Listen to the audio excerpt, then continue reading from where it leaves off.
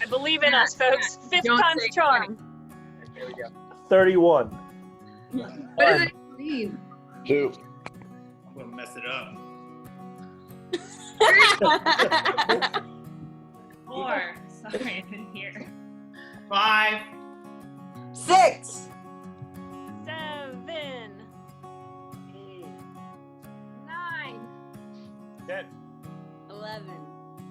12. Lucky number 13. 14.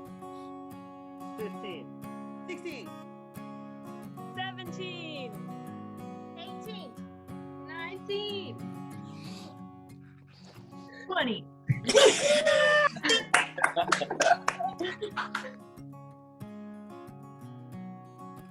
What looks like a silly game on paper, I think we're starting to see that it has the capability of starting off strong with style, setting expectations, allowing us to kind of underlie it a little bit of educational theory. So when we go into other activities, we got the hook. They're bought in. They know exactly what's going on. The expectations are set, and now they're kind of clued in on what the direction of the program is going to be. So